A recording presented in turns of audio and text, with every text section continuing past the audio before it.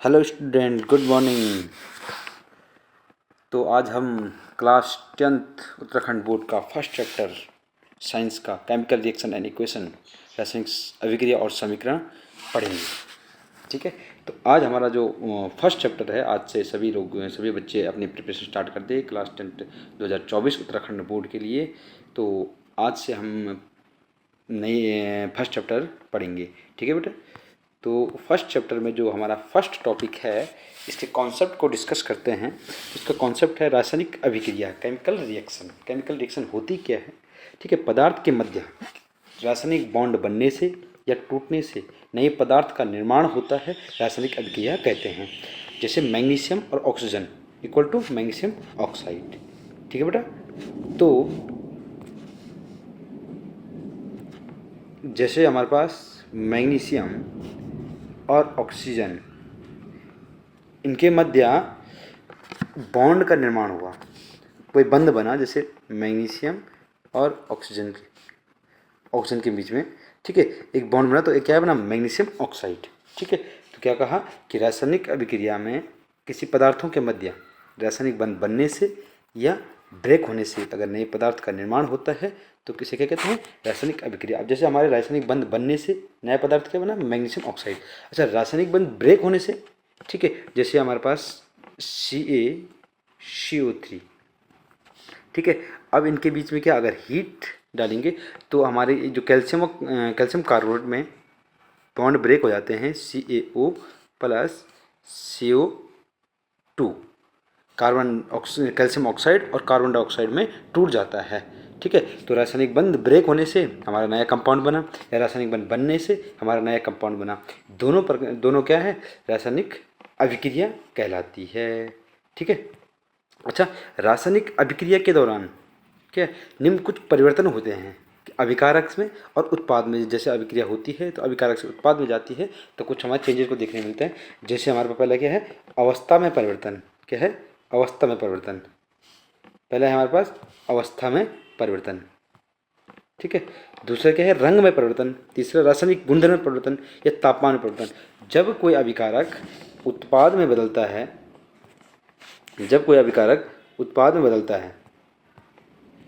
ठीक है, कोई अभिकारक यहाँ से उत्पाद में बदलता है, तो उसकी कभी कभी क्या है? अवस्था में परिवर्तन आ जाता है, कभी कभी रंग में परिवर्तन आ जाता है, कभी उनके रासायनिक गुणधर्म में परिवर्तन होता है और कभी टेम्परेचर में परिवर्तन आता है। अच्छा, अब हमने रासायनिक अभिक्रिया पढ़ ली। अब रासायनिक समीकरण क्या होती है? देखो, जो रासायनिक समीकरण है, ये कॉन्सेप्ट सबसे पहले दिया था जीन बैगविन नामक वैज्ञानिक थे। 1909 में इन्होंने सबसे पहले रासायनिक समीकरण, केमिकल इक्वेशन शब्द का प्रयोग किया था। किसी रासायनिक अभिक्रिया को उसके प्रतीकों के रूप में निरूपित करना रासायनिक समीकरण कहलाते हैं। अब जैसे हमारे पास अभी जो अभिक्रिया थी, magnesium plus oxygen equal to magnesium oxide, तो देखो मैग्नीशियम का प्रतीक Mg है, ऑक्सीजन का प्रतीक O है। ठीक है, और मैग्नीशियम ऑक्साइड को MgO है। ठीक है, तो क्या होता है? अगर मैग्नीशियम का प्रतीक Mg है, ऑक्सीजन का O है और मैग्नीशियम ऑक्साइड का MgO, तो देखो हमने रासायनिक magnesium plus oxygen equal to magnesium oxide को इस टाइप से निरूपित कर दिया। तो ये जो हमारी है, ये क्या है? केमिकल इक्वेशन, रासायनिक समीकरण। ठीक है, और जो इससे पहले जो magnesium plus oxygen equal to magnesium oxide क्या थी? वो रासायनिक अभिक्रिया थी। तो इस प्रकार से रासायनिक अभिक्रिया को सरल रूप देने के लिए जीन बैगविन नामक वैज्ञानिक ने, ठीक है, रासायनिक अभिक्रिया का प्रयोग किया। अब बच्चों, अब हमारे पास नेक्स्ट टॉपिक है रासायनिक अभिक्रिया के घटक, कंपोनेंट ऑफ केमिकल इक्वेशन। किसी भी रासायनिक अभिक्रिया के कितने घटक होते हैं? कोई भी रासायनिक अभिक्रिया होते हैं जिसके दो कंपोनेंट होते हैं, एक होता है अभिकारक और एक होता है उत्पाद। ये अभिकारक और एक उत्पाद। किसी भी रासायनिक अभिक्रिया में, माना जैसे A प्लस B और यहाँ बनता है C, तो जो हमारे लेफ्ट हैंड साइड में होता है उसे अभिकारक कहते हैं और जो राइट हैंड साइड में होता है उत्पाद कहते हैं। ठीक है, ऐसे पदार्थ जो किसी रासायनिक अभिक्रिया में भाग लेते हैं, रासायनिक अभिक्रिया में हिस्सा लेते हैं, उन्हें अभिकारक कहते हैं। जैसे किसी भी रासायनिक अभिक्रिया में क्या है? इसमें क्या है? रासायनिक अभिक्रिया में A और B, ये क्या है? अभिकारक है। ठीक है, और किसी भी रासायनिक अभिक्रिया में जो नया पदार्थ बनता है, अब यहाँ पे क्या बना? C बना। क्या बना? C, तो ये क्या है? उत्पाद है। ऐसे पदार्थ जिनका निर्माण रासायनिक अभिक्रिया के फलस्वरूप होता है। ये क्या है, सी उत्पाद है। ठीक है, तो अभिकारक ए और बी क्या है, अभिकारक है, और सी उत्पाद है। अब जो नेक्स्ट है हमारे पास टाइप्स ऑफ केमिकल रिएक्शन, रासायनिक अभिक्रिया के प्रकार। देखो रासायनिक अभिक्रिया के निम्नलिखित प्रकार होते हैं, संयोजन अभिक्रिया, कम्बिनेशन रिएक्शन, वियोजन अभिक्रिया, डिकम्पोजिशन रिएक्शन, ठीक है, और विस्थापन अभिक्रिया, डिस्प्लेसमेंट रिएक्शन, डबल विस्थापन द्विविस्थापन अभिक्रिया, ठीक है, डबल डिस्प्लेसमेंट, एक्सोथर्मिक और एंडोथर्मिक, ऊष्माशोषी, ऑक्सीडेशन, अपचयन, रिडक्शन, उपचयन और अपचयन, और रिडॉक्स अपोपचय अभिक्रिया। तो हमारे मुख्यतः कई प्रकार के होते हैं, लेकिन जो हमारे पास क्लास 10th में डिस्कस करने लायक है ये इतनी अभिक्रियाएं हैं।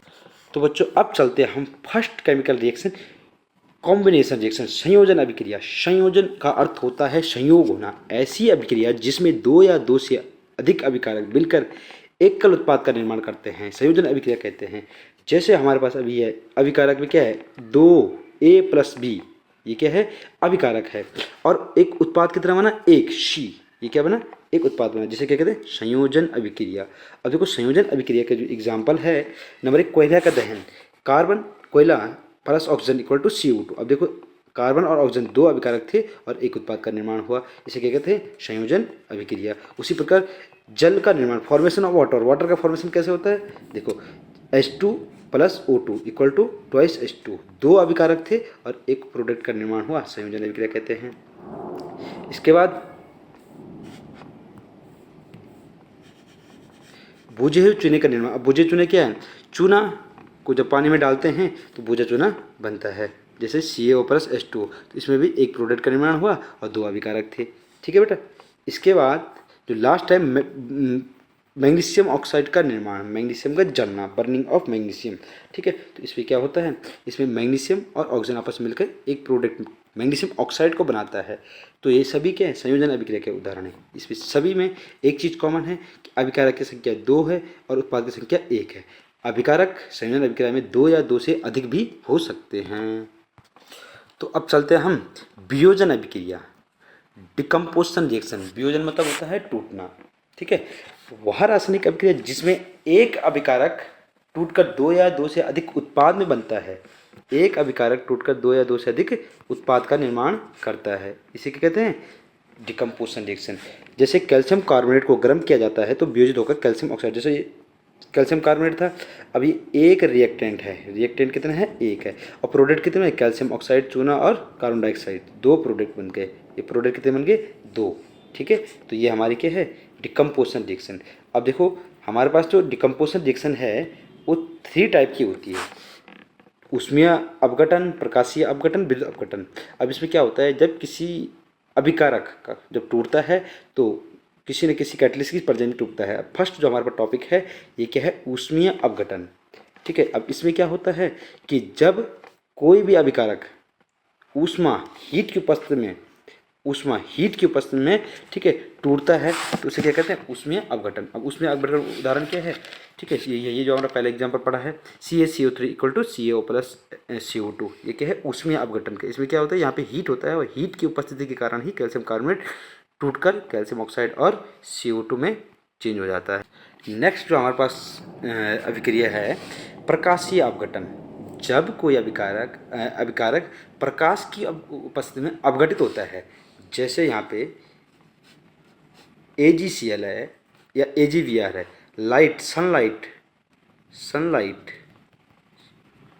प्रकाश की उपस्थिति में यह सिल्वर और Cl2 क्लोरीन में अपघटित हो जाता है, इसे कहते हैं प्रकाशीय अपघटन। प्रकाश की उपस्थिति में अगर कोई अभिकारक वियोजित होता है तो इसे क्या कहते हैं, प्रकाशीय अपघटन, जिसके एग्जाम्पल ये है।